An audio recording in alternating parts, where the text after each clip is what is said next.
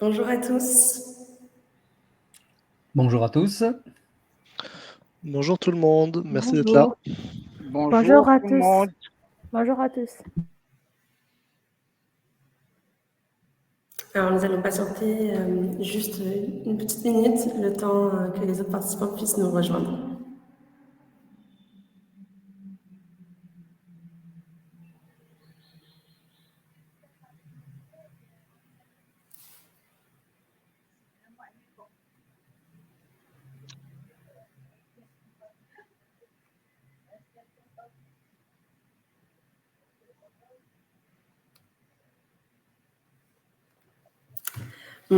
Bonjour à tous et bienvenue au webinaire de la Team France Export sur le numérique, un marché porteur en Afrique du Nord. Et pour ce faire, nous avons l'ensemble des équipes de BPI France, de la Chambre française de commerce et d'industrie du Maroc et de Business France Tunisie et Algérie qui se sont joints pour vous présenter les différents éléments à travers ce marché du numérique en Afrique du Nord. Alors, pour vous présenter un petit peu le déroulé du webinaire, nous allons commencer par une brève présentation de l'Afrique du Nord et des enjeux et opportunités de cette région. Et ensuite, nous allons passer par une présentation macro et sectorielle de chaque pays, en commençant par le Maroc, qui sera suivi par l'Algérie et la Tunisie, avec une intervention de plusieurs entreprises, dont Videtix, Itch et Nomad Education. Enfin, nous allons vous présenter l'ensemble de nos solutions de la TFE et les prochains événements à venir. Et nous finirons par vos questions auxquelles nous prendrons plaisir à répondre. Pour vous introduire un petit peu la Team France Export, elle est composée de plusieurs organismes, dont BPI France en Afrique du Nord, dont le rôle est d'accompagner les entrepreneurs sur la zone, donc tant bien à l'international, avec la présence de 10 bureaux à l'étranger, mais aussi de 50 implantations en région pour justement accompagner les entrepreneurs au plus près dans leur démarche d'exportation ou d'implantation à l'étranger, avec différents outils d'accompagnement avec l'ensemble de la Team France Export, mais aussi des solutions de financement, d'investissement et d'assurance que nous pourrons vous présenter plus en détail plus tard lors du webinaire. Et concernant le bureau Afrique du Nord, en fait, ce bureau a ouvert depuis 1 an. Il est localisé à Casablanca et recouvre l'ensemble de l'Afrique du Nord, donc de la Mauritanie jusqu'à la Libye, et rejoint 3 autres bureaux qui sont déjà en Afrique, dont celui de Nairobi, Abidjan et Sénégal à Dakar. Et l'un de notre buts de ce bureau à Casablanca est aussi de pouvoir renforcer les liens entre la zone méditerranéenne en compagnie aussi de la Team France Export. Donc, pour continuer cette présentation, je laisse la parole à Michel Boza, directeur de Business France en Tunisie et en Afrique du Nord.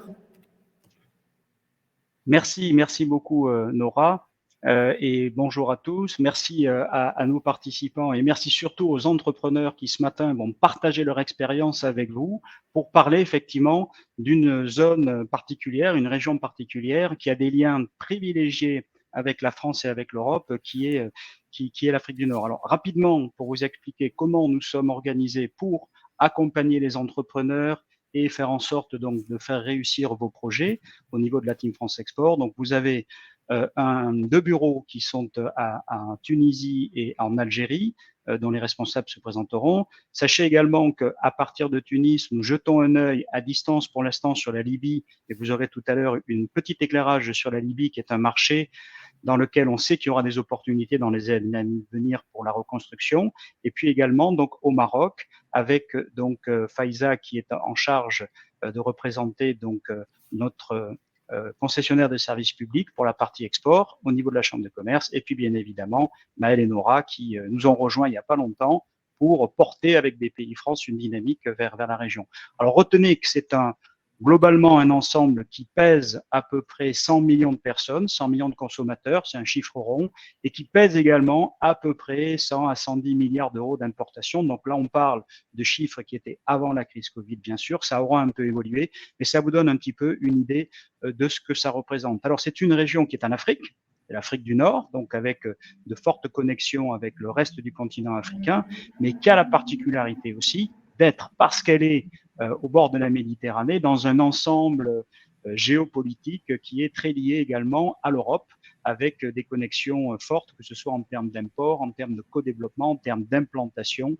Et c'est une région qui est assez facilement accessible pour toute entreprise qui peut démarrer peut-être également son process d'exportation vers l'Afrique. C'est francophone dans la plupart des cas, même si le français a tendance à perdre du terrain dans certains pays, mais on trouve beaucoup de gens qui maîtrisent le français, beaucoup de gens qui ont été formés ou avec qui maîtrisent les normes européennes ou françaises, et ça fait un terreau particulièrement intéressant pour discuter avec des entrepreneurs africains avec lesquels vous allez pouvoir avoir des connexions plus faciles en termes de compréhension du business. Alors, sur cette zone, vous avez un réseau Team France Export qui est organisé comme on le fait partout de manière sectorielle, avec des patrons de filière et des experts qui vont être présents sur le terrain, qui vont connaître leur écosystème pour pouvoir vous connecter avec les différents opérateurs locaux. Donc, vous avez un référent régional qui est Louisa Hanoun, qui est basé à Alger, et qui est accompagné donc de Faizil. Alors Louisa n'est pas là ce matin parce qu'elle est sur une autre opération, mais Romain fera la présentation de l'Algérie. Vous avez également donc Houssine qui est au Maroc, au sein donc de la Chambre de commerce, mais qui est notre expert TFE donc au Maroc. Et puis vous avez Julien qui est en Tunisie, qui interviendra tout à l'heure avec une entreprise pour vous expliquer. Ça, ce sont des gens qui sont vraiment en charge du numérique, qui parlent votre langage, qui savent un petit peu les spécificités des business models dans le numérique et qui vont être à votre écoute pour vous accompagner pas à pas sur votre projet avec ce réseau. Quelques idées clés. Je vous ai mis des chiffres, on ne va pas tout lire. Retenez deux choses. La première des choses, c'est que sur les 4 pays, c'est une zone dans laquelle la France ou les entreprises françaises ont plus de 10% de part de marché. C'est exceptionnel. Hors Europe, on est en moyenne, on va dire, aller à entre 2, 3, 4% de part de marché. On est sur une zone dans laquelle nous sommes implantés depuis longtemps, dans laquelle il y a une excellente relation entrepreneuriale, et donc les parts de marché dans les 4 pays sont quand même supérieures. Et bien évidemment, l'idée, c'est si vous pouvez revenir un peu avant, parce que j'ai pas fait la même, l'idée, c'est d'être, je dirais, sur la partie part de marché, garder ses parts de marché. Et puis ensuite, la deuxième spécificité, c'est le nombre des implantations. Et ça, c'est vraiment important et c'est lié à une histoire qui a commencé il y a déjà pratiquement une trentaine d'années, puisque vous voyez qu'on a à peu près plus de 2500 entreprises qui sont implantées dans ces pays.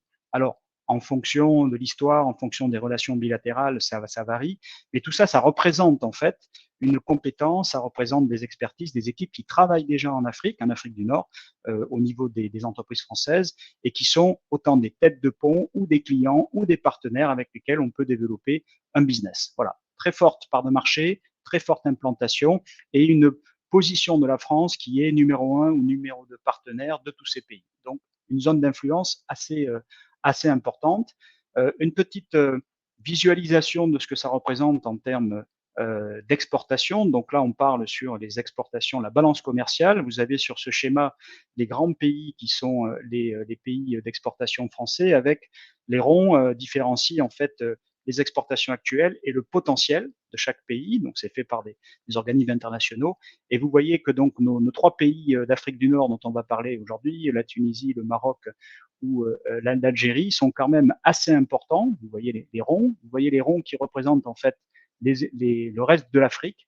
Et c'est vrai qu'on a encore des choses à faire en Afrique du Nord et que l'Afrique du Nord pèse en fait pratiquement autant, ou si ce n'est un tout petit peu plus, que ce qu'on fait sur l'ensemble du reste de l'Afrique. Donc c'est une zone stratégique importante et vous ne pouvez pas faire comme si il faut venir, il faut regarder, il faut voir dans les différents pays en fonction de vos secteurs, en fonction des avantages comparatifs des uns et des autres, ce que vous pouvez y faire. Et en tout cas, c'est une zone qui est particulièrement intéressante et qui est facile à prospecter. Donc, les deux idées importantes à retenir, un gros volant de business et d'exportation sur l'Afrique du Nord. Donc, faut pas passer à côté, il faut comprendre pourquoi et essayer de s'immiscer. Et ensuite, vraiment une implantation très ancienne et très forte de nos entreprises qui sont là également un avantage comparatif. Quand on va dans un pays où on est parmi les premiers, il n'y a pas beaucoup d'implantations françaises, ben on part de scratch. Quand on a du monde, alors on a peut-être des concurrents, mais on a aussi des partenaires, on a aussi des clients. Et donc, ça facilite le business et les développements d'affaires sur ces pays. On vous a mis là un petit baromètre qui est notre spécificité en Afrique du Nord. On aime bien le faire tous les 2-3 mois. Alors, c'était particulièrement intéressant quand il y avait le Covid, puisque des fois, on a eu des frontières fermées. Bon, voilà. Aujourd'hui, sur la situation sanitaire, retenez que la situation est maîtrisée dans les 3 pays. Les campagnes de vaccination ont été menées. Aujourd'hui, vous pouvez rentrer dans la plupart des pays de manière assez simple avec un pass vaccinal. Vous pouvez prospecter. Nos amis également nord-africains peuvent venir en France. On est de retour sur une certaine normalité au niveau sanitaire et au niveau déplacement. L'activité, elle est bien évidemment impactée par la reprise. Alors, tout le monde s'attendait à une reprise formidable. On voit aussi, on n'avait pas prévu, personne n'avait prévu la guerre en Ukraine. Donc, on voit qu'il y a d'autres risques et d'autres difficultés qui apparaissent. Mais de notre côté, l'Afrique du Nord fait partie des pays qui sont parmi les plus intéressants pour toutes les stratégies alors, on appelle ça la relocalisation pour éviter d'avoir un container qui fait 3 fois le tour du monde avant d'aller sur un consommateur en Europe ou en Afrique.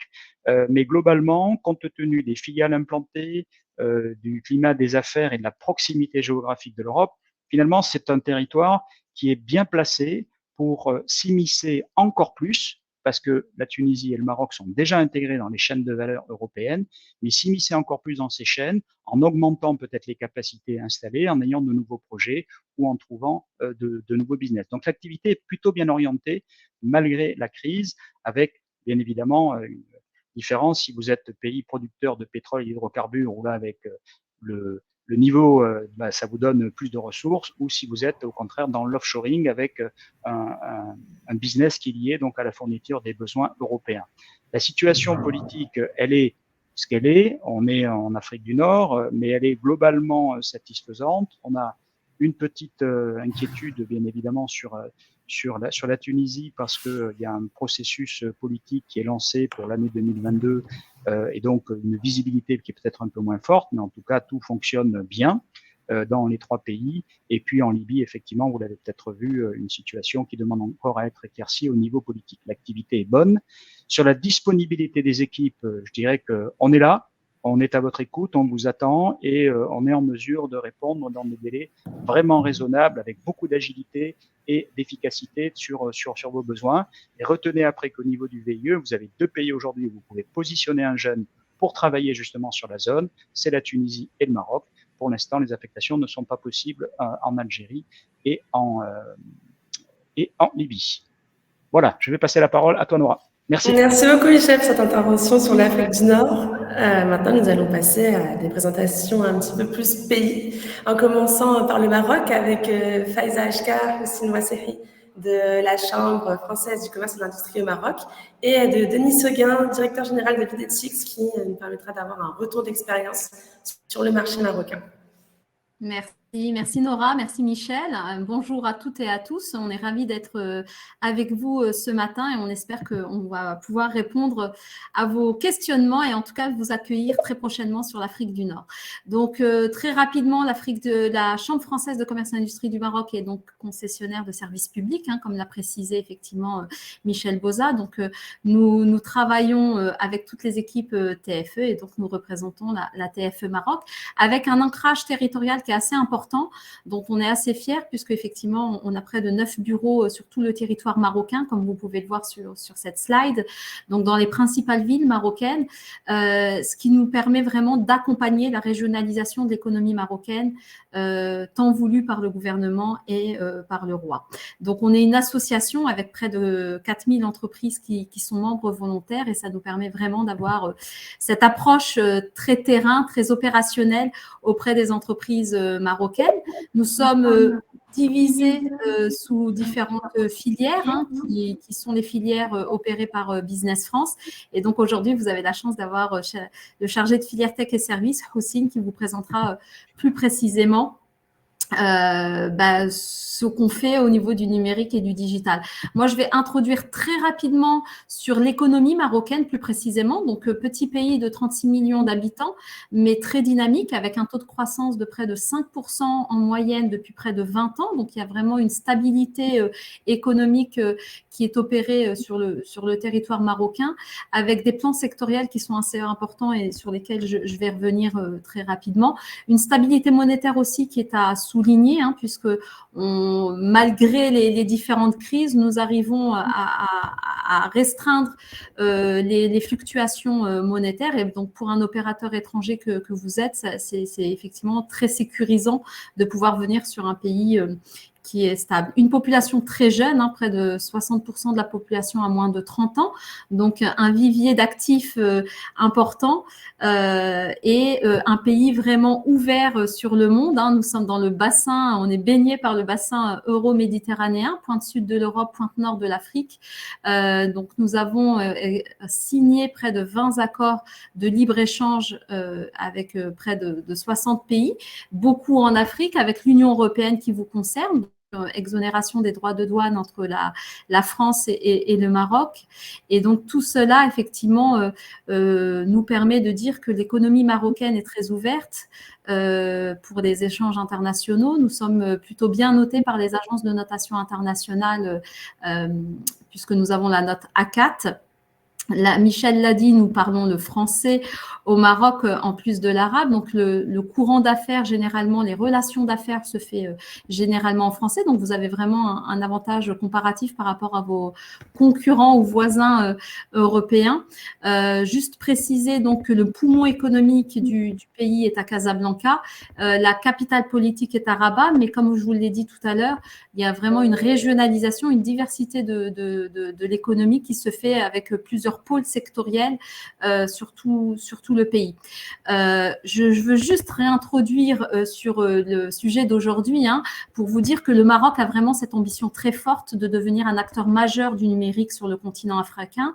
Et pour ça, elle a initié sa transformation digitale déjà il y a près de 20 ans, plus précisément 12 ans avec des programmes très spécifiques, puisque nous avons mis en place la stratégie e-Maroc 2010, ensuite le plan numérique 2013, le Maroc Digital 2020 et aujourd'hui nous sommes sur le plan stratégique Horizon 2025 qui nous permet effectivement d'avoir tout l'arsenal juridique qui va avec et la création de notre agence de développement du digital qui a été créée, l'ADD, plus sous le jargon marocain, l'ADD, qui a été mis en place déjà il y a près de 5 ans, je crois, pour justement accompagner ce qu'on appelle la 4e révolution industrielle, hein, parce que ça a un impact économique et sociologique très important. Le Maroc en a conscience, le gouvernement en a conscience. On sait très bien que l'impact du numérique peut énormément agir sur la société et l'économie marocaine par son développement de son efficience, l'inclusion sociétale, la transparence et l'amélioration de la gouvernance. Ce sont des sujets vraiment qui nous portent à cœur et donc beaucoup de défis. Et pour cela, je vais laisser la parole à Houssine, notre chargée de filière tech et services, qui va vous en dire un petit peu plus sur ce que fait réellement sur ce secteur-là au Maroc. Merci à tous. Houssine, juste de mettre ton micro, voilà. Bonjour à tous. Donc, je vais présenter le secteur numérique au Maroc. Donc, comme le disait Faiza, il y a eu le Maroc digital, le Maroc numérique 2013, le Maroc, le Maroc digital 2020 et le Maroc digital en 2025 qui a pour ambition. Donc, le cœur de ce programme, c'est la digitalisation de l'administration et des PME. L'ambition de cette stratégie, c'est la contribution du secteur numérique au PIB à hauteur de, donc pour 2020, c'était 6,8%. Pour 2025, il est prévu 7,8% et pour 2050, c'est 12,9%. L'autre ambition de cette stratégie, c'est la dématérialisation de 50% des démarches administratives et la réduction de la fracture numérique. Entre-temps, la pandémie est passée par là, donc elle a permis l'accélération du processus de digitalisation du pays. Pour information, donc il y a 34 millions d'utilisateurs Internet en 2020, il y avait 34 millions en 2021, soit 93% de la population. Je passe la slide suivante là. Le taux de pénétration des smartphones, il avoisine les 40%. La pandémie aussi a permis à aussi doper la vente de marché des PC au Maroc. Euh, Le Maroc aussi a créé, donc pour la cybersécurité, le Maroc a créé la Direction générale de sécurité des systèmes d'information. C'est l'équivalent de l'ANSSI en France, l'Agence nationale de sécurité des systèmes d'information.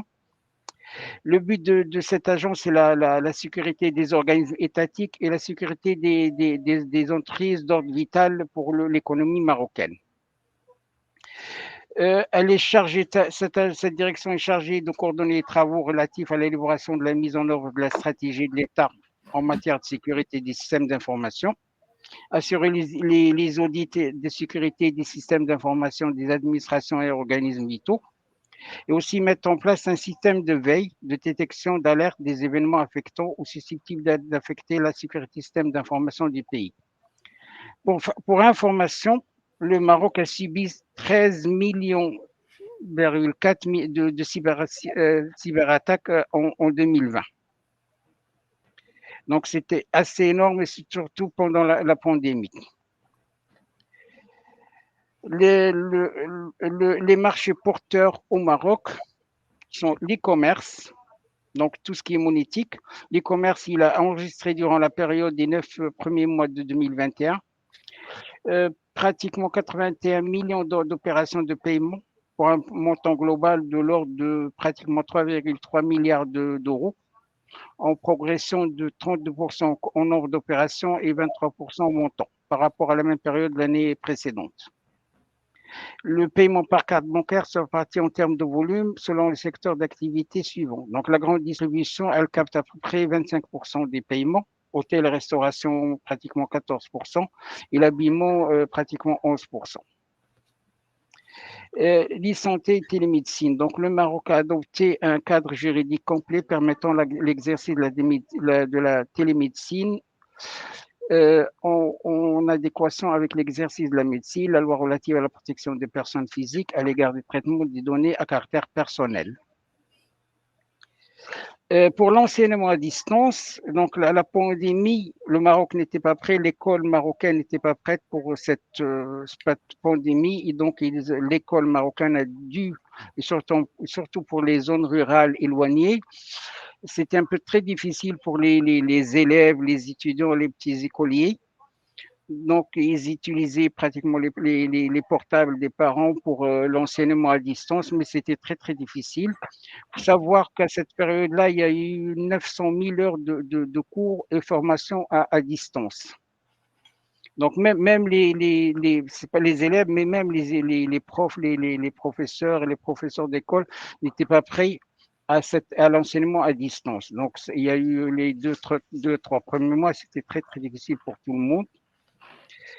Il y a aussi un programme pour tout ce qui est Go pour le gouvernement, donc tout ce qui est solution pour les administrations marocaines. Pour les opportunités et besoins des secteurs. Donc, il y a la sécurisation des bases de données, stockage, sauvegarde, messagerie, applications et autres. Il y a l'audit, conseil et formation en cybersécurité. Digitalisation de services clients pour les banques et assurances. Le déploiement de la fibre optique et le paiement en ligne et paiement mobile.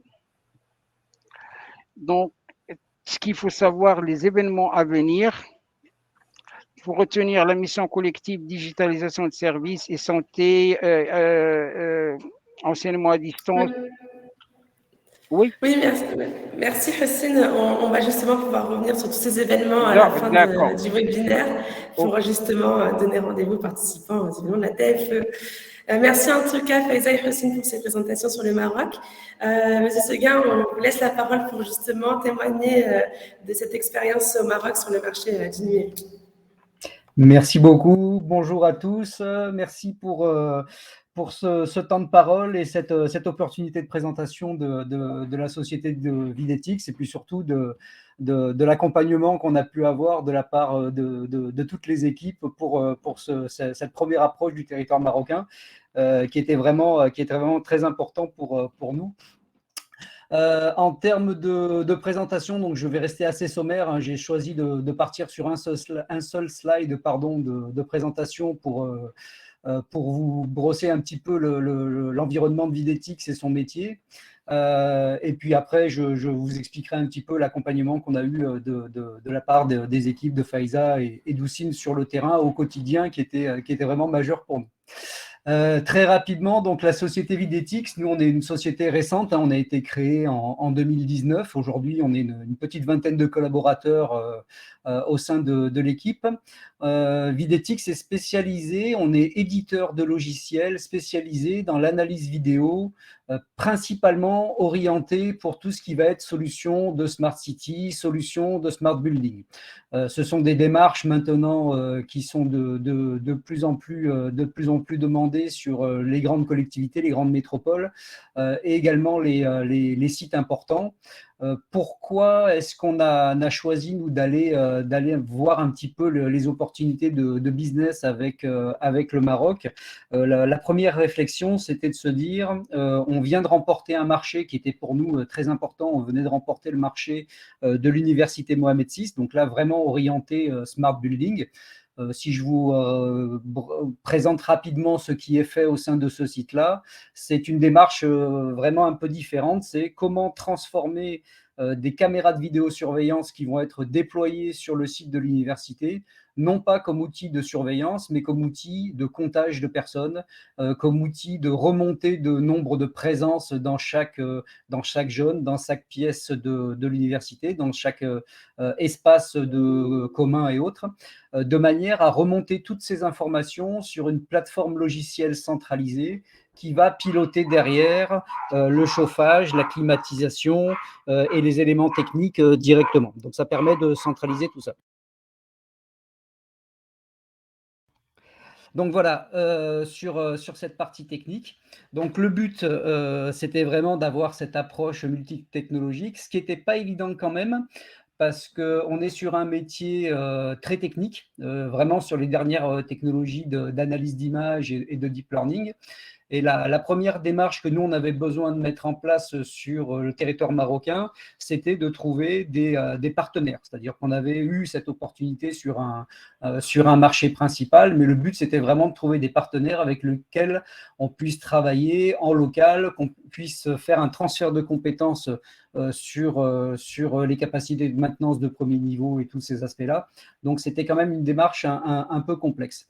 Grâce à l'accompagnement qu'on a pu avoir de la part de toutes les équipes de la Chambre de commerce, principalement, ça nous a permis déjà de trouver un distributeur local, une société avec laquelle on a mis en place un premier niveau de partenariat qui nous permet d'avoir une présence de distribution sur le territoire marocain. En parallèle de cette première action, ça nous a permis également de rencontrer plusieurs installateurs, intégrateurs qui sont au quotidien sur des sujets de déploiement de nouvelles technologies au sein des sites de vidéosurveillance.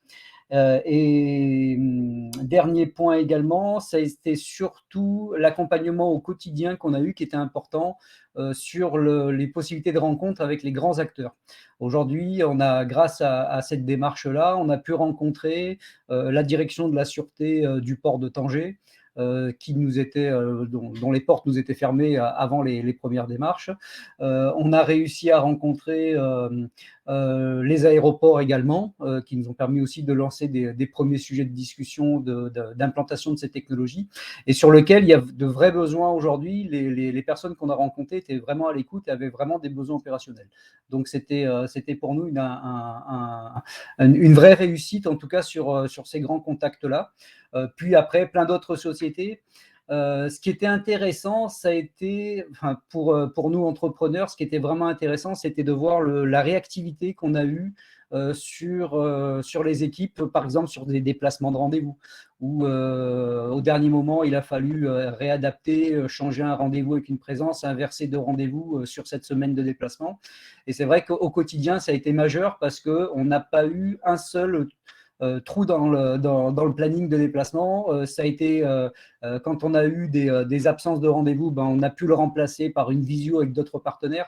Voilà, il n'y a pas eu de temps mort et c'était vraiment majeur pour nous sur cet accompagnement. En tout cas, pour le ressenti à la fin de cette démarche-là. C'était vraiment une impression de réussite.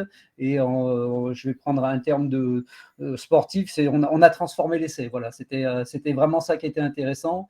Et pour le prouver, c'est qu'on repart sur une deuxième démarche avec les mêmes équipes, les mêmes intervenants et les mêmes partenaires pour une deuxième action sur le territoire. Voilà, j'espère que je n'ai pas été trop long sur la présentation. Merci à vous tous. Merci. Denis. Merci Denis. Merci à vous, Denis, pour votre témoignage justement sur l'accompagnement de la Chambre sur le marché marocain. N'hésitez pas à contacter les intervenants que vous avez pu écouter justement pour avoir différentes informations sur ce marché. Merci. Nous allons maintenant passer à l'Algérie avec Romain Keraval, directeur Algérie de Business France, et Ossine Tayeb, directeur Afrique du Nord Itch, qui livreront leurs différentes informations à propos de ce sujet. Bonjour Nora, bonjour à toutes et à tous. Merci beaucoup de votre présence pour nous écouter aujourd'hui. Donc, on a quelques minutes pour vous parler de ce vaste marché qu'est l'Algérie et sur lequel la dynamique dans le secteur du numérique est extrêmement forte. Je remercie également Ossine Tayeb, donc le directeur général d'Itch, qui est à mes côtés pourra vous faire la démonstration et l'illustration de toutes les opportunités qu'il y a à saisir, notamment sur le secteur dans lequel ils ont investi il y a déjà quelques années. En quelques mots, l'Algérie, c'est le plus gros marché du Maghreb. Aujourd'hui, c'est en termes de superficie, un territoire équivalent à quasiment 4 fois la France, avec une population de 44 millions d'habitants. Donc, l'une des plus grandes forces de l'Algérie, pour commencer, c'est la profondeur de son marché, mais c'est également son capital humain, puisque c'est une population qui, à 60%, est inférieure à 30 ans. C'est 1 million de naissances par an. Et c'est une population, pour l'immense majorité, en tout cas 3/4 d'entre elles, qui est fortement urbanisée, puisque 70% de cette population est disposée sur la bande littorale qui va de Tlemcen jusqu'à Annaba, à la frontière tunisienne, sur les quelques wilayas, donc en bord de littoral sur le volet nord. Ce sont plus de 9 millions d'élèves scolarisés, quasi 2 millions d'étudiants, un très fort niveau dans les sciences dures, en mathématiques, avec une vraie appétence, on va dire, pour toutes les nouvelles technologies qui se sont traduits depuis déjà plus d'une dizaine d'années par le transfert d'un certain nombre de services vers l'Algérie, puisque cette compétence humaine, ce capital humain n'a pas échappé évidemment à la plupart des pays européens ou d'autres partenaires internationaux qui ont, il y a de très nombreuses années, déjà commencé à faire de l'offshoring de services ou confier une partie de la réalisation de contrats au niveau de l'Union européenne avec les grands comptes pour pouvoir développer leurs besoins en système et numérique. Ces ingénieurs très bien formés et de qualité, qui sortent en grand nombre chaque année des établissements universitaires algériens, aujourd'hui sont cette population qui pousse le développement de l'Algérie. Et à un moment où ce pays est en train complètement de changer son modèle économique. C'est un marché qui était très fortement tourné vers l'importation, qui, à la faveur des différentes crises qu'il a traversées depuis déjà 3 ans, politiques, économiques, en raison du Covid, a complètement remis en question ce modèle et aujourd'hui est en train de se tourner vers une industrialisation nouvelle de son écosystème, ce qui génère des besoins considérables. Alors, la conséquence pour l'ensemble des acteurs qui opèrent sur ce marché, c'est un décollage exceptionnel des besoins et des opportunités, notamment dans le secteur du numérique, qui est fortement investi par le secteur public et sur le plan budgétaire par les autorités. Les autorités algériennes ont fait du secteur numérique une des priorités de leur budget pour les 5 prochaines années, ce qui veut dire qu'ils mettent une bonne partie des ressources financières tirées de l'exportation du pétrole aujourd'hui sur la digitalisation de l'économie et la transformation numérique des administrations et des ministères. Il faut savoir qu'en Algérie, 70% du marché est porté par le secteur public. Donc aujourd'hui, cette transformation et cette transition numérique des institutions publiques est un véritable appel d'air pour l'ensemble des acteurs du secteur. De la même façon, je vous parlais de ces marchés qui étaient confiés précédemment à des entreprises de services numériques présentes en Algérie, par des entreprises de services numériques ou des grands comptes présents sur les marchés européens.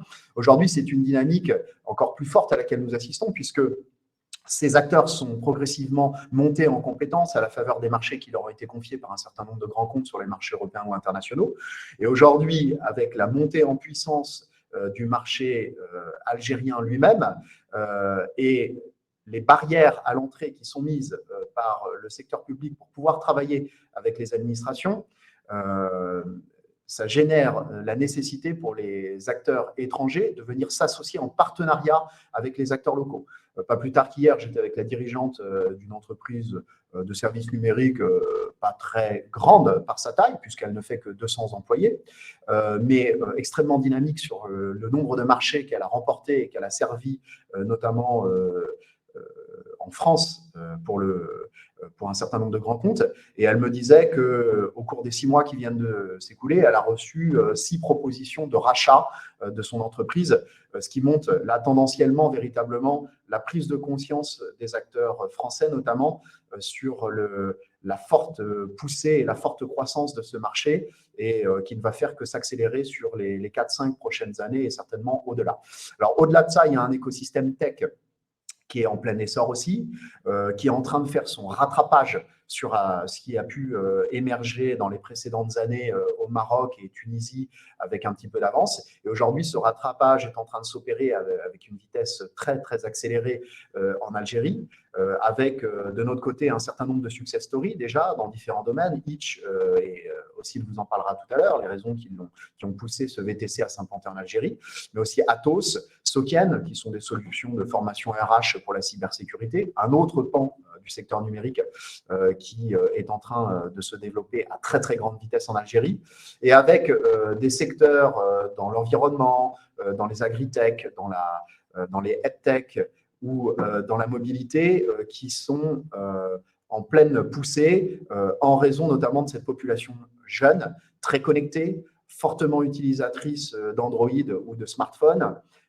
qui ont désormais quasiment exclusivement recours aux applications et aux suites logicielles sur leur mobile pour consommer ou pour travailler au quotidien avec, depuis le passage du Covid, une infrastructure IT qui a rattrapé son retard et qui constitue aujourd'hui le socle sur lequel est en train de s'appuyer l'ensemble de ces entreprises de services numériques qui font le cœur du développement de cette activité en Algérie. Alors, les besoins dans tous les domaines, en cybersécurité, mais aussi en matière de développement de l'infrastructure pour les administrations. Je vous les nomme et puis je passerai ensuite la parole à Houssine. Aujourd'hui, le millier d'entreprises de services numériques qui sont en Algérie ont besoin d'accentuer leur partenariat dans tout ce qui est architecture, intégration de larges centres de données, containers et disaster recoveries, tout ce qui est fournisseur de services cloud, IaaS, PaaS, SaaS ou XaaS, des solutions de sauvegarde qui soient scalables, redondantes et sécurisées, des solutions business, ERP, CRM, BI, GED et toutes solutions collaboratives qui ont été éprouvées ailleurs, des solutions industrielles pour le secteur de la santé, de l'éducation, de la distribution, du transport, de l'automobile, de la gestion des exploitations agricoles ou agroalimentaires, les solutions MEC, Metro Edge Computing, tout ce qui est vaste, les principales fonctions réseau et sécurité, la sécurité à l'interconnexion, tout ce qui est architecture, intégration GIGS, solutions de sécurisation des infrastructures, données, objets connectés, tout ce qui est la cybersécurité. On voit que c'est une préoccupation majeure de l'ensemble de l'administration et des autorités ici en Algérie, mais aussi de plus en plus des acteurs privés. Tout ce qui est virtualisation des moyens et des outils de production, tout ce qui est solution de connectivité machine-to-machine et connectivité des objets, plateforme cloud pour les IoT et tout ce qui est équipement IT, réseau et connectivité. Voilà, c'est très simple. À partir de maintenant, si vous avez une entreprise de services numériques et que vous vous intéressez au marché algérien, dans tous les domaines que je viens citer, les entreprises de services numériques algériennes cherchent des partenariats et aujourd'hui sont, du fait de la législation algérienne, des partenaires incontournables pour pouvoir travailler et développer les besoins qui sont croissants sur ce marché. Voilà, je vous remercie de votre attention. Merci beaucoup Romain pour cette présentation du secteur numérique en Algérie. Maintenant, nous allons avoir l'intervention de Hossein qui pourra nous illustrer toutes ces données avec le cas de Itch en Algérie. Bonjour à toutes et à tous. Merci pour l'occasion qui a été donnée à Itch pour ces quelques minutes de présentation. Je vais essayer d'être bref. Donc, Itch, d'abord pour situer un peu l'entreprise, Itch est une start-up dédiée à la mobilité, donc à travers une application qui vous permet de réserver votre chauffeur en quelques clics. C'est une start-up qui a été créée en 2013 et qui a connu depuis une forte croissance à travers plusieurs pays. Aujourd'hui, on est présent dans à peu près une dizaine de pays à travers l'Afrique et l'Europe. Nous sommes aujourd'hui deuxième acteur VTC en France, en Belgique. On compte déjà plusieurs dizaines de milliers de chauffeurs sur la plateforme. On a plusieurs millions d'utilisateurs, plus de 200 employés à travers l'Europe et l'Afrique, une cinquantaine de millions d'euros de levée depuis le lancement en 2013. Ce qui fait qu'aujourd'hui, on est membre du Next 40, donc label de start-up française, et nous sommes labellisés entreprise à mission, puisque notre motto, notre mission, c'est de rendre la mobilité accessible à tous. Et ceci, que ce soit dans des pays matures en termes de mobilité ou dans des pays qui commencent à avoir un accès disruptif à la mobilité. Ça nous fait un petit focus sur Itch en Algérie. Donc, d'abord, quel est le contexte algérien concernant le transport public? C'est un élément assez challenging dans la mesure où l'infrastructure de transport est insuffisante aujourd'hui, compte tenu de la taille, de la géographie et la topographie des villes, compte tenu de la taille et des besoins de la population. Romain disait tout à l'heure, 70% de la population est urbanisée. Ceci conduit à une qualité de service qui n'est pas aux attentes du consommateur et nécessite forcément des capex. Enfin, c'est très gourmand en capex, donc c'est dans ce sens que c'est quelque chose d'assez challenging. Si on rajoute à cela le niveau de PIB par habitant et le taux de pénétration d'Internet, avec une population qui est très jeune, cela fait finalement un très bon contexte pour lancer des applications dédiées à la mobilité. Donc, si on regarde la chronologie du VTC, ou le VTC, pardon, l'acronyme pour véhicule de transport avec chauffeur, en 2017, il y a eu les toutes premières applications sur ce marché. Très rapidement, il y a eu un engouement avec une dizaine d'applications qui ont vu le jour, qu'elles soient locales, donc complètement développées localement, ou internationales, à l'exemple de Itch. Donc Itch s'est implanté en 2019 et ça a été le cas grâce notamment au concours de Business France qui nous a accompagnés dans cette démarche d'implantation. Nous avons pour ambition de se développer en Afrique et de toujours prendre des partenaires locaux. Donc c'est très important de connaître un peu de prendre quelqu'un qui va connaître le tissu local. Et clairement, un des raccourcis dans cette démarche, c'est de passer par des institutions qui sont déjà présentes, qui connaissent le contexte, à l'exemple de Business France.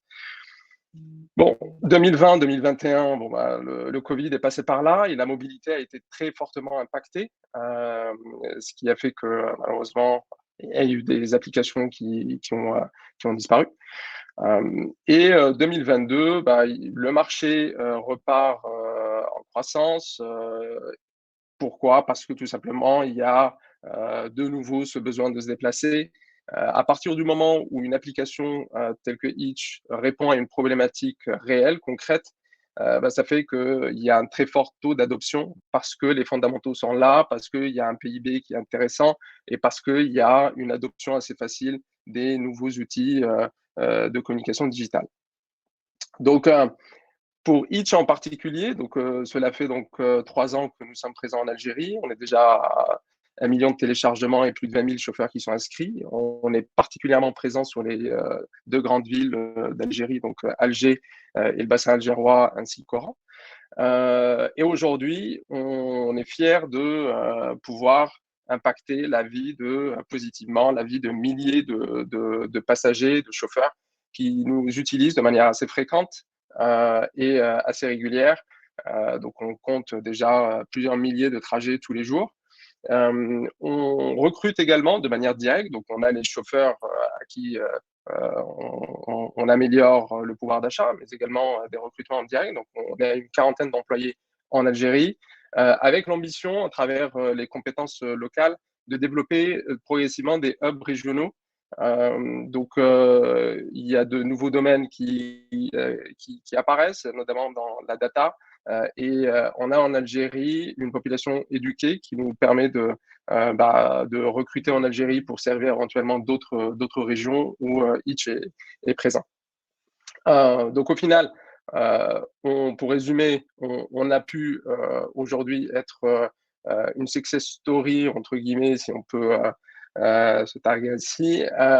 Le fait est qu'on est arrivé dans un contexte où le transport public connaît des problématiques importantes, et ça fait que l'adoption a été très fortement au rendez-vous grâce à la réponse à cette problématique. Aujourd'hui, on repart en croissance, et j'invite les acteurs du digital à faire de même et à oser le pas, parce que parfois ça peut faire peur de l'autre côté de la Méditerranée, mais si on est bien accompagné, les choses peuvent être très, très smooth. Voilà, merci beaucoup. Merci aussi pour ce retour d'expérience de Itch en Algérie, et merci aussi Romain pour la présentation des différentes informations. N'hésitez pas à les contacter aussi si vous avez besoin de plus d'informations. Maintenant, nous allons finir le tour d'Afrique du Nord avec la Tunisie, avec Julia Coquet, chargée de développement tech et services de Business France Tunisie, et Esther Brokouakou, directrice développement Afrique de Nomade Éducation. Merci Nora, et merci à tous du coup pour votre présence. Donc moi en effet je m'occupe de la Tunisie, d'accompagner les entreprises françaises de la tech dans leur développement en Tunisie. Donc la Tunisie c'est le pays qui est le plus à l'est bien sûr d'Afrique du Nord. C'est aussi le pays qui est le moins peuplé, on est à un peu moins de 12 millions d'habitants, mais c'est pas pour autant que c'est le moins intéressant. On a toujours un système éducatif très performant, avec plusieurs centres urbains économiques, comme vous pouvez le voir, avec le plus grand qui est la capitale de Tunis. Et c'est une population, il faut le savoir, qui est très urbaine, comparée par exemple à l'Algérie et au Maroc. Nous, on a 75% de population urbaine. Si on s'intéresse un peu plus au secteur de la tech en Tunisie, un indice qui est vraiment important pour mettre l'accent, c'est la qualité des gens qui sont formés dans le pays. En effet, on a des ingénieurs vraiment de qualité. On a près de 65 000 diplômés par an, et 16% de ces diplômés vont travailler dans les filières des technologies, des nouvelles technologies. Et on a plus de 270 établissements d'enseignement supérieur. En fait, les infrastructures aussi aident énormément au succès des TIC en Tunisie. On a des technopoles sectoriels, des cyberparks qui accueillent les startups innovantes pour leur développement. Et on a vraiment un fort réseau, donc on a un fort réseau routier, mais pour le système des TIC, on a même 3 bons opérateurs télécoms qui sont Orange, Tunisie Télécom et Ooredoo. Si bien que ce maillage, tous ces facteurs ont fait dire au Bloomberg Innovation Index en 2020 que la Tunisie, c'est bien le premier pays d'Afrique pour la qualité de l'infrastructure, des technologies de l'information et de la communication. Donc ça, concrètement, ça conduit à quelques success stories, à la fois success stories d'entreprises françaises installées en Tunisie, mais aussi le succès d'entreprises tunisiennes qui se développent par elles-mêmes et qui arrivent petit à petit à rayonner à l'international. Donc on a Orange, bien sûr, qui est là, on a Vermeg, qui est une entreprise tunisienne, on a Sofrecom, qui est une filiale d'Orange, on a Sagemcom, français que vous connaissez peut-être. Et ce qui est important, c'est Enova Robotics, qui a développé un robot, qui est une startup tunisienne, et Instadeep, dont vous avez peut-être entendu parler, puisqu'Instadeep, c'est une startup tunisienne qui a récemment levé 100 millions de dollars, notamment auprès de Google. Donc voilà, il y a vraiment cette émulation au sein de ce pays. Et d'ailleurs, la Tunisie est souvent présentée comme le bon élève au niveau des startups, ou en tout cas le pays qui a donné un bon exemple. Et il y a beaucoup de pays d'Afrique qui ont pris exemple sur la Tunisie pour développer leurs startups. En fait, ça, c'est grâce dans la colonne Startup, c'est grâce au Startup Act de 2018, qui est un cadre législatif et financier pour aider le financement des startups. Et ça a conduit actuellement à 660 startups labellisées et la création d'incubateurs. La tech française est bien présente avec notamment la naissance de la French Tech à Tunis en novembre 2019. Pour ce qui est des secteurs prioritaires pour lesquels j'encourage les investisseurs français à venir ou les startups françaises à venir prospecter, c'est le numérique plus généralement, mais aussi c'est la cybersécurité, tout ce qui est EdTech, FinTech, télécom et logiciel. Rien que pour le numérique, on a voilà, 10% du secteur du PIB qui est consacré au numérique, enfin 10% du PIB vient du numérique. Et pour la cybersécurité, en fait, on a vraiment un grand bond en avant, puisque avant ils étaient 76e au Global Cybersecurity Index, maintenant ils sont 45e.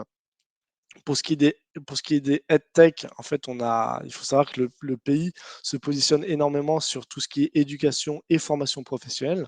On a 2 millions d'élèves qui utilisent le numérique. Comme je vous le disais, on a ici énormément d'ingénieurs qui sont très bien formés et qui se forment par Internet. Et enfin, pour ce qui est des fintech, alors les fintech, en ce moment, on a un projet de loi qui est en cours de discussion sur la protection des données en Tunisie. Et il y a un projet aussi de crypto-monnaie. Donc voilà, tous ces grands projets avec la stratégie Tunisie numérique, la stratégie de cybersécurité 2020-2025, sont des projets qui sont pilotés par l'État, conduisent vraiment à une émulation et il faut savoir qu'il faut que vous, entrepreneurs français, soyez bien au courant qu'il se passe des choses en Tunisie. Je vais aussi vous parler un peu brièvement de la Libye, puisque le bureau de Business France Tunisie est aussi compétent pour la Libye. Alors la Libye, c'est vraiment un pays qui commence à se réouvrir petit à petit. Et c'est notamment suivi, la Libye, par notre partenaire Expertise France, avec le projet Enable, qui est porté par l'Union européenne et qui est doté de 5 millions d'euros qui seront dépensés entre 2022 et 2025. Et l'objectif de ce programme, c'est d'accompagner la digitalisation des institutions économiques, notamment les ministères, les télécommunications, les banques, la General Information Authority. Comment ça se concrétise? Alors, par exemple, il y a une délégation libyenne qui est venue à l'e-Governance Conference de Tallinn, en Estonie, il y a quelques semaines. Ils étaient bien présents. Et ils cherchent aussi à mettre en place une e-single window, donc c'est une fenêtre unique pour les citoyens, pour voilà, demander leur carte vitale, leur passeport, leur carte d'identité, etc. Donc la Libye, il commence à se passer des choses. C'est un marché qui est en effet moins ouvert que la Tunisie, mais il faut savoir que si vous souhaitez déjà vous positionner, ça commence à être le moment, donc n'hésitez pas à commencer à prospecter et à faire appel à nos services. Et maintenant, j'aimerais laisser la place à Esther Broukouakou, qui est directrice développement Afrique chez Nomad Éducation. C'est une EdTech que j'accompagne depuis quelques mois dans son développement en Tunisie. Bonjour à tous. Merci beaucoup pour l'opportunité que vous m'offrez ce jour. Je remercie toute l'équipe de la Chambre de commerce, de BPI France et de Business France Tunisie. Je suis Esther Broukouakou, comme Julien l'a dit. Je suis directrice développement Afrique chez Nomad Éducation. Je vais brièvement vous présenter qui est Nomad Éducation et répondre aux questions que vous voyez affichées. Donc, Nomad Éducation, nous sommes une EdTech française à impact. Nous avons pour mission d'accompagner la réussite des jeunes francophones, quel que soit leur niveau scolaire et social. Donc, notre application Nomad Éducation propose des contenus de révision rédigés par plus de 350 enseignants, toujours en service et qui couvrent plus de 450 diplômes. L'application est disponible gratuitement et aussi sans connexion Internet. Elle permet aujourd'hui à plus d'1 500 000 jeunes, collégiens, lycéens, étudiants dans le monde entier, une aide scolaire sur mobile, smartphone essentiellement et tablette. Nous sommes créés depuis 10 ans maintenant et Nomade Éducation se développe à l'international depuis bientôt 3 ans, principalement sur les pays francophones, comme je le disais, avec des atouts majeurs comme l'usage du smartphone, la connexion hors Internet, la langue française, les programmes scolaires qui sont similaires et aussi l'attente des jeunes et de leurs familles autour du soutien scolaire. Nous nous sommes intéressés à l'Afrique parce que l'Afrique est venue naturellement à nous. Depuis quelques années, nous avons observé plus de 300 000 abonnés qui sont venus naturellement à nous et nous pensons que c'est surtout dû à la crise du Covid. L'année dernière, j'ai été recrutée pour justement piloter ce développement en Afrique. Pourquoi est-ce que nous nous sommes intéressés à la Tunisie et en particulier? Aujourd'hui, en Afrique, nous avons plus de 400 000 abonnés sur tout le continent africain et on a plus de 60 000 abonnés en Tunisie. On a donc ressenti le besoin d'accélérer vraiment sur cette partie de l'Afrique. Lorsque le mois de décembre dernier, nous avons remporté le prix de la résilience aux rencontres internationales de la French Tech, on a aussi assisté au témoignage des entreprises qui nous ont expliqué avoir bénéficié de l'accompagnement de la Team France Export. On a été tout de suite convaincus et donc on a approché l'équipe de Business France Tunisie, notamment Julien Coquet et son équipe. Plusieurs actions et collaborations ont été menées jusque-là avec d'autres éléments de la Team Export, par exemple le pavillon France au BET à Londres et aussi cette mission de prospection dont je vais vous parler sur la Tunisie. Quels étaient les principaux atouts que nous avons eus avec l'équipe Business France Tunisie? Vraiment, c'est des personnes qui connaissent très bien le terrain, des personnes qui sont sur place, qui ont pu nous conseiller, qui ont un réseau très important et qui nous ont facilité vraiment les mises en relation. On a gagné du temps et bien entendu, on a gagné de l'argent parce que les rendez-vous se sont faits en visio pour la plupart, mais lors de ma mission en Tunisie, dernièrement aussi, j'ai pu rencontrer des personnes de façon physique et les rendez-vous sont très bien passés. On a rencontré Orange, Sofrecom, l'AFD et plusieurs autres entreprises ça s'est très bien passé. Pourquoi est-ce que nous recommandons la Team Business France Tunisie et Business France de façon générale? C'est vraiment pour leur professionnalisme, des contacts excellents, le suivi de la prospection sur place et aussi ce cachet Business France qui facilite vraiment les mises en relation. Il y a des personnes qu'on n'aurait pas pu rencontrer si ce n'était pas par le canal de Business France. Chez Nomade Éducation, ce que ça nous a permis, c'est que franchement, ça a suscité de l'intérêt auprès de nos interlocuteurs, de passer par l'équipe de Business France. Aussi, on a gagné du temps, comme je le disais tantôt, et aussi de l'énergie. Et on a eu des contacts qu'on n'aurait pas eu forcément tout seul. Voilà. Pendant cette mission de prospection, nous avons su 17 entreprises approcher. Nous avons eu 10 rendez-vous, soit par visioconférence, soit par rendez-vous en présentiel, comme je le disais. Et ces rendez-vous étaient très bien ciblés et pertinents et ils répondaient à nos attentes. Aujourd'hui, nous sommes toujours en contact avec ces entreprises. Nous continuons la démarche de poursuivre la prospection. Et comme cette mission avec Business France Tunisie a commencé il y a 2 mois, les retombées commerciales ne sont pas encore là, mais on a bon espoir que dans les mois à venir et les semaines à venir, on ait des bons retours. Je remercie encore toute l'équipe de Business France Tunisie et Julien Coquet en particulier. Merci. Merci beaucoup Esther, Julien, pour cette intervention sur la Tunisie.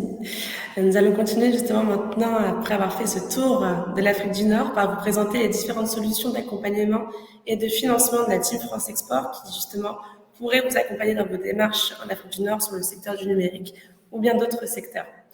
Michel, je te laisse la parole. Super, merci beaucoup. Alors, je vais un petit peu revenir avant et pour rester sur cette slide qui montre une chose, moi, qui me frappe quand vous avez écouté des témoignages des entreprises, c'est que l'export ou l'international, ça commence en France. Hein, et je pense que vous, en tant que PME, en tant qu'entrepreneur, bien évidemment, il y a des opportunités, il va falloir les travailler, il va falloir les approcher, les adresser, mais ça commence d'abord en France et autant Vidétic, Nomade Éducation ou Itch, vous avez, et vous aussi entrepreneurs, vous avez en France maintenant un réseau avec des chargés d'affaires qui sont à votre écoute et à votre disposition pour vous faciliter la vie et vous faciliter l'international en vous connectant à l'ensemble des solutions. Alors, je pense que Pour Vidétique, là, j'ai regardé rapidement, c'est Mathilde Noir à Nice, Nomade Education, c'est Amina Sambou. Donc, ce sont des gens en proximité de vos entreprises en France qui vont vous faciliter la vie et qui vont d'abord faire attention à votre préparation, parce que ça commence par une préparation en France. Et là, on est vraiment complètement connecté avec nos amis de BPI France pour vous amener le meilleur paquet sur la réflexion, l'étude, le financement et les outils pour aller vite. D'abord, comme dit quelqu'un de BPI France, que j'aime bien, avoir du sucre lent dans votre trésorerie pour pouvoir tenir, parce que l'international, ça demande du temps, ça demande de l'argent, et il faut donc avoir une trésorerie correcte avec tous les outils qui vont être expliqués après par Nora sur les assurances prospection ou les crédits. Mais il va falloir analyser votre projet, il va falloir définir les pays dans lesquels vous avez le plus de chances d'avoir des résultats rapidement en fonction de votre stratégie, faire du benchmark, et tout ça, ça se fait d'abord en France avec les équipes et avec toutes les solutions qui sont déployées dans les régions françaises avec les CCI en France, et puis les équipes donc sectorielles de Business France qui vont amener d'une expertise. À partir de là, il va falloir aller prospecter, ça c'est l'étape 2, c'est la projection dans la chaîne de valeur donc, que nous avons construit avec la Team France Export. Dans la projection, en fonction des pays, vous allez pouvoir vous projeter pour prospecter, soit de manière individuelle, et que je comprends, c'est ce qu'a fait Nomade, Vidétique ou Witch dans un premier temps. Ils ont été accompagnés par le référent Team France Export du pays pour comprendre, se connecter, aller vite dans la connexion et la mise en relation donc des entrepreneurs entre eux. Et alors, ça marche pas à tous les coups. Il y a des fois, bien évidemment, des missions qui ne donnent pas de résultats, auquel cas on sait, et puis le marché n'est pas mûr, on passe à un autre. Et donc, ça permet d'y aller de manière individuelle ou collective. Et vous verrez tout à l'heure, on reviendra sur les actions collectives du programme France qui sont mises en place tous les ans avec l'ensemble des fédérations françaises, l'ensemble des opérateurs pour que vous ayez une palette d'actions collectives qui vous permet d'y aller. Alors, quand dans un collectif, on est plus dans de la visibilité, on est plus parfois en se greffant sur une opération dans laquelle on a du monde. Quand on est sur l'individuel, on est plus sur du personnalisé, on va faire exactement ce que vous avez besoin. Et si la projection fonctionne, et c'est ce qu'on souhaite bien évidemment, je rappelle qu'on a un taux d'impact au niveau de la Team France Export qui est un petit peu supérieur à 50%. C'est-à-dire que chaque fois que vous vous déplacez plus à de 50%, vous avez un impact en termes de business ou de courant d'affaires 6 mois après, parfois ça peut prendre un peu plus de temps, eh bien, il va falloir s'implanter souvent, il va falloir sécuriser. Donc ça, c'est ce qu'on appelle la phase d'ancrage dans le pays. Si ça vous arrive, c'est que c'est top, c'est qu'il y a vraiment quelque chose d'intéressant pour vous. Et là, bien évidemment, on va vous accompagner aussi avec tous nos partenaires référencés qui sont implantés dans le pays et qui ont les avocats, les centres de domiciliation, les ressources RH pour déployer toutes les solutions qui sont nécessaires pour un ancrage. Donc, préparation, projection, ancrage, c'est là où aujourd'hui la Team France Export vous accompagne de bout en bout et on a vraiment l'ambition de vous tenir la main et de vous, on ne vous lâchera pas la main, jamais, mais de vous tenir la main en tout cas jusqu'à votre réussite. Et vous comprenez que ça demande des spécialistes de l'accompagnement sectoriel et ça, c'est le réseau TFE, Business France en particulier et les partenaires que nous avons dans le pays au Maroc, c'est la Chambre française de commerce et d'industrie au Maroc avec lesquels on est complètement connecté au niveau sectoriel et ça demande des solutions de financement. Et là, le grand spécialiste, c'est BPI France. Donc, avec cette alliance, vous avez vraiment tout pour réussir. Je retiens simplement après aussi de cette présentation rapide, c'est qu'en Afrique du Nord, vous avez du business export, vous avez du co-développement, vous avez compris qu'il y a un système de formation francophone d'excellente qualité avec beaucoup d'ingénieurs et beaucoup de personnes qui sortent tous les ans sur le marché du travail dans ces pays-là. Ça pose d'ailleurs un petit sujet, hein, mais on ne va pas se cacher, qui est la fuite des cerveaux, des gens qui vont en Europe ou ailleurs et qui sont débauchés d'ailleurs par des sociétés dans le numérique. Hein. Je pense que vous êtes tous conscients dans la chasse des talents, c'est ce qui se passe aujourd'hui. Mais l'intérêt en fait, c'est de développer dans ces 3 pays du Maghreb, effectivement, de l'emploi, des entreprises pour justement utiliser ces ressources, créer de la valeur, créer de l'emploi dans ces pays, puisque l'infrastructure numérique, vous l'avez compris, est particulièrement intéressante. Donc, vous ne pouvez pas faire une stratégie en vous disant l'Afrique du Nord, c'est pas grave. Il faut aller voir, il faut comprendre ce qui se passe pour pouvoir en être de manière partenariale, impliquée ou en termes de projection. Alors, qu'est-ce qu'on déploie maintenant pour vous accompagner au niveau de la Team France Export? On a tout un catalogue, mais en fait, globalement, c'est vous tenir la main du début donc en France avec les différents pays sur l'étude de votre implantation dans le pays. Est-ce que c'est une implantation qui va être commerciale, plus, quels sont les différents projets, quelles sont les possibilités de partenariat, à la communication. Et pour ça, donc, il y a tout un système de solutions d'accompagnement spécialisées, d'études, de mise en relation, de communication qui sont déployées et qui sont à votre service. On a mis quelques exemples là, sur cette slide, mais vraiment imaginer que c'est quelque chose de global et que c'est à chaque fois en liaison avec votre responsable en France, le chargé d'affaires et les différentes experts dans le pays que vous allez discuter de cet accompagnement et que vous allez pouvoir le définir précisément. Et on mettra après du personnalisé qui correspond vraiment à ce que vous avez besoin.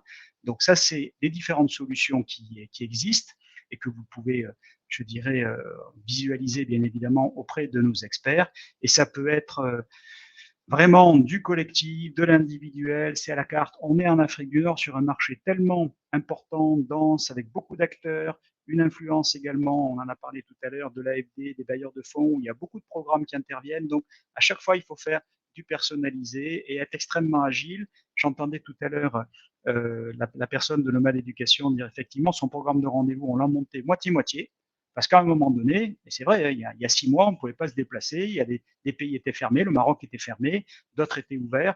Donc, on a développé toute une capacité à vous connecter de manière agile avec des solutions Teams ou des solutions digitales, comme celles qu'on utilise aujourd'hui, qui sont efficaces. Et donc, tout ça avec agilité et en fonction, bien évidemment, de votre budget. Mais là, on compte sur nos amis de BPI France pour vous donner les pépettes et les ressources pour vous permettre de vous projeter pendant longtemps sur ces marchés, avoir, je dirais, des solutions qui vont vous accompagner et qui vont être efficaces.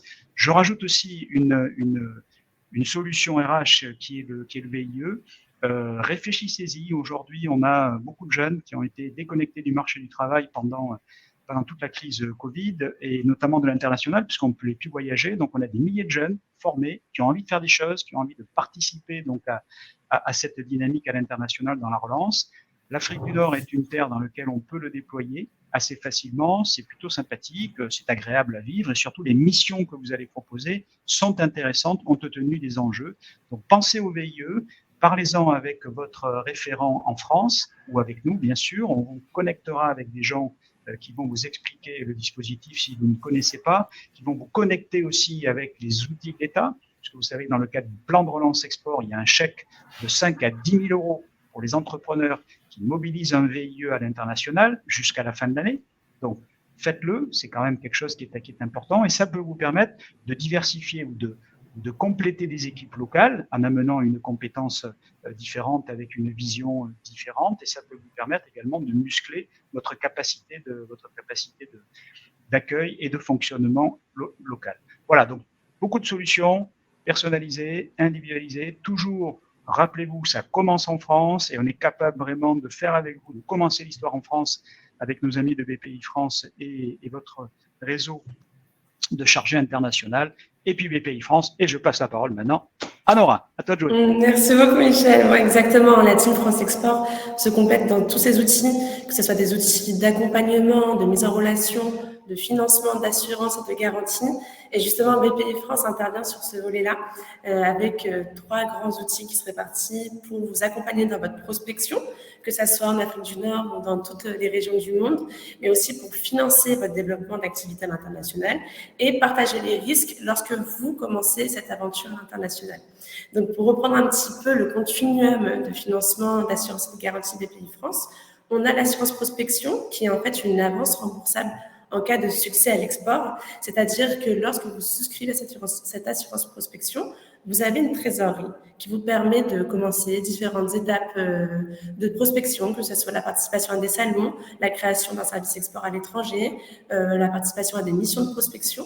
Et au bout de 4 ou 5 ans, vous pouvez commencer ce remboursement. Donc, en fait, on laisse un certain délai pour permettre à votre activité à l'export de pouvoir éclore et générer un chiffre d'affaires à l'export. En termes de prospection, nous avons aussi énormément d'accompagnement, que ce soit par les missions que nous faisons avec la Team France Export, donc que ce soit la Chambre du commerce au Maroc. Nous avons fait une mission en février dernier sur la transition énergétique et Industrie 4.0, mais aussi plein d'autres missions que nous faisons avec Business France sur d'autres régions du monde. Et notre but est aussi de pouvoir vous mettre en relation avec différents contacts que nous avons sur la région pour vous donner toutes les informations utiles à l'export ou l'implantation de votre activité. Sur le volet financement, alors plusieurs outils existent. On a le pré-croissance internationale qui permet à l'entreprise française qui a un minimum de 3 ans d'existence de financer ses investissements à l'étranger, que ce soit des investissements immatériels ou matériels. Elles vous permettront par exemple de financer la création d'une nouvelle filiale ou bien de financer l'extension d'une usine si vous êtes dans la production de biens. Nous avons aussi le crédit export. Alors le crédit export, lui, s'adresse tant bien à l'exportateur français qu'à l'acheteur étranger. Parce qu'en fait, le crédit export permet à l'exportateur français d'aborder son client étranger avec une solution de financement. Donc, c'est un package financier et commercial qui permet en fait de pouvoir contractualiser plus facilement vos contrats commerciaux. Donc, ce crédit export est d'un minimum d'1 million d'euros. Il est en devise en euros seulement. Et en fait, il y a 2 formats de crédit export avec le rachat de crédit du crédit export en fait qui vous permet d'avoir ce minimum d'1 million d'euros où en fait BPI France rachète votre créance au moment où vous livrez votre commande à votre client, ou bien le crédit acheteur qui celui-ci est d'un minimum de 5 millions d'euros où BPI France effectuera le crédit directement au client étranger. Donc voilà pour les solutions de financement. En ce qui concerne les solutions d'assurance et de garantie, alors BPI France peut justement partager les risques lorsque vous effectuez des transferts de fonds propres entre la maison mère et votre filiale. Donc c'est la garantie de projet à l'international où BPI France peut prendre jusqu'à 50% de ces flux-là et vous rembourser dans le cas nous ne le souhaitons pas, mais si votre filiale est amenée à fermer pour des raisons économiques ou politiques, BPI France peut justement vous rembourser jusqu'à 50% du montant qui a été transféré de la maison mère à la filiale. Nous avons aussi l'assurance crédit qui permet d'assurer l'ensemble des crédits face à des interruptions de contrats éventuelles. Et enfin, BPI France peut aussi se porter garant auprès de votre banque commerciale si, par exemple, vous avez besoin d'une caution, d'un préfinancement. Donc, en fait, BPI France va intervenir en tant que garant pour que votre banque commerciale puisse débloquer ce financement et vous permettre, du coup, de déclencher votre commande commerciale et la production qui en suit. Donc, voilà l'ensemble des solutions de BPI France. Vous avez des liens sur cette slide qui vous permettront d'accéder plus en détail à ces différents éléments.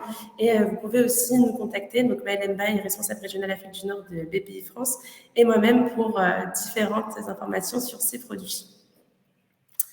Donc, concernant les prochains événements TFE, donc voilà, nous vous donnons rendez-vous avec la Team France Export prochainement à Casablanca, le 4 juillet 2022, pour l'événement Inspire and Connect Méditerranée, qui sera un événement d'une journée, qui sera justement le rendez-vous des entrepreneurs méditerranéens, avec plusieurs moments forts. Vous aurez tout un moment avec des prises de parole sur les différents enjeux de la région, que ce soit sur les secteurs des énergies renouvelables, les secteurs agricoles, les secteurs de la ville de demain.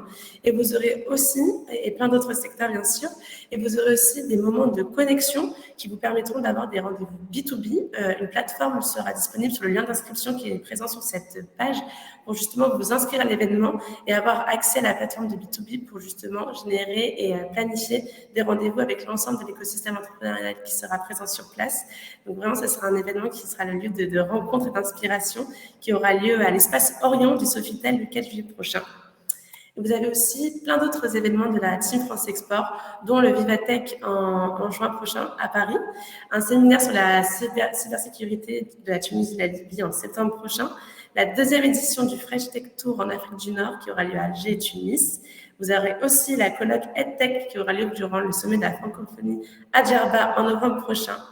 La CFCIM organise aussi des missions collectives en septembre et décembre prochain sur la digitalisation des services et la cybersécurité. Et enfin, pour l'année prochaine, le planning commence déjà à se remplir avec un séminaire sur les solutions RH pour l'ensemble de l'Afrique du Nord en juin 2023, des business meetings à Tunis le 11 et 12 septembre 2023 et la 3e édition de la Fresh Tech Tour Afrique du Nord qui aura lieu l'année prochaine aussi. Donc voilà, je ne sais pas si vous avez des questions sur l'ensemble de ce webinaire, que ce soit sur la présentation de l'Afrique du Nord, des différentes présentations du pays ou bien même des solutions présentées par la TFE.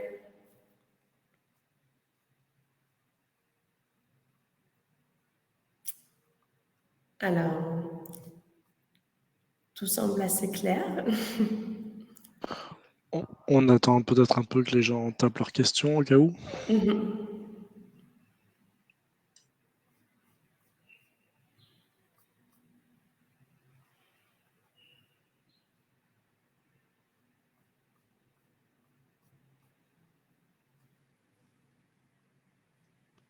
J'ai l'impression qu'on a été très clair. Effectivement, il y a assez peu de questions. C'était plus sur la présentation projetée, les contacts donc, qui ont été mis.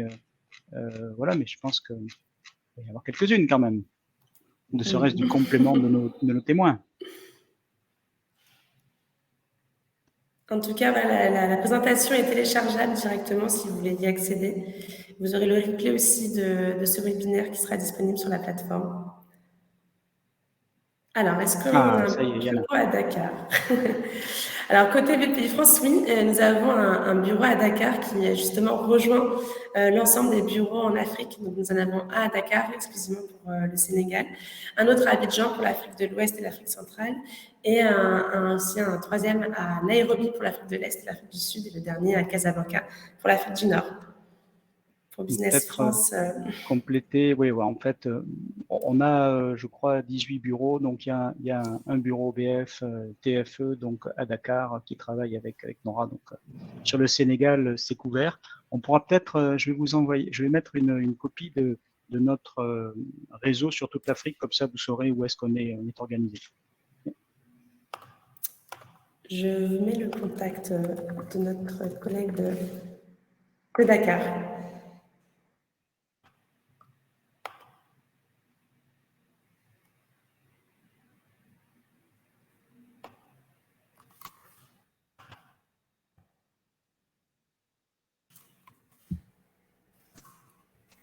Il commence à y avoir d'autres questions, du coup, sur l'usage du cloud au Maroc et en Tunisie par les entreprises.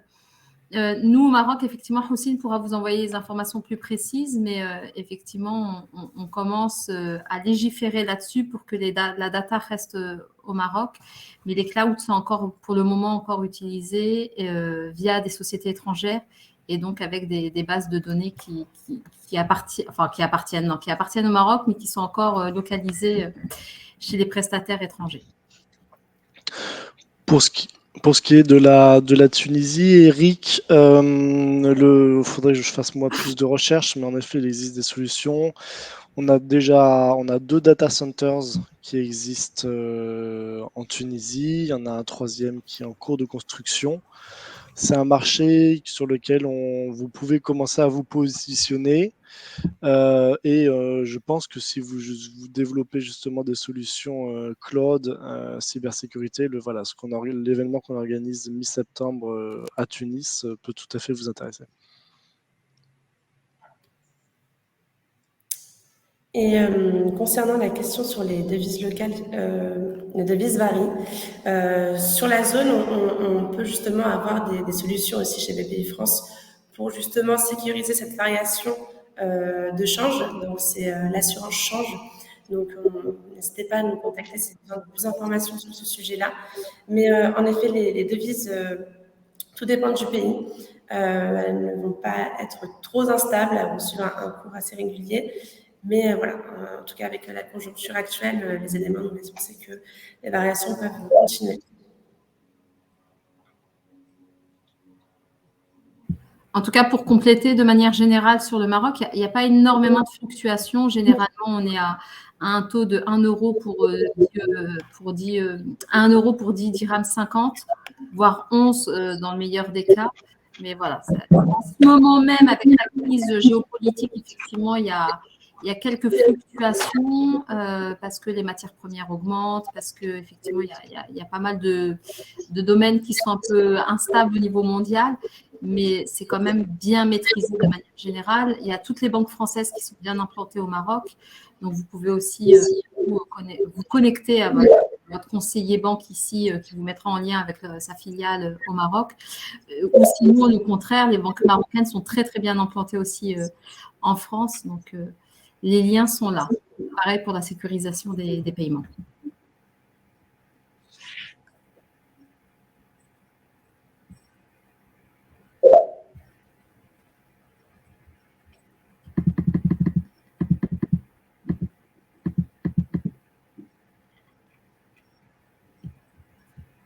On a été super clair. Hein. Peut-être que on peut arrêter la présentation. On remarque que ça serait mieux de pouvoir. Voilà, c'est encore mieux. Voilà. Est-ce que Denis, Esther, ce qu'on a partagé, ça reflète bien votre accompagnement? Enfin, je me suis permis de dire d'ailleurs que vous aviez un correspondant en France, mais peut-être que vous allez me dire qu'il ne sert à rien. Mais est-ce que Mathilde, est-ce qu'Amina sont bien connectés avec vous pour vous aider en France, hein? Oui, Amina est connectée avec nous. On a des sessions de travail avec Amina Sambou aussi, notamment sur d'autres parties de l'Afrique et tout. Donc, oui, les correspondants en France pour nous sont très utiles aussi.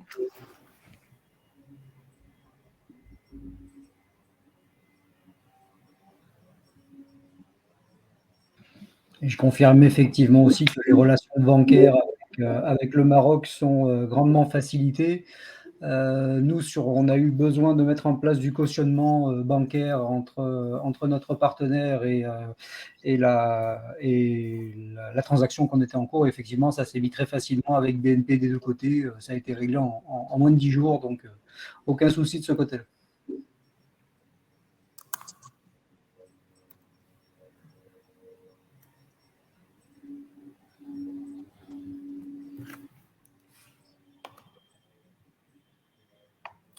Bon.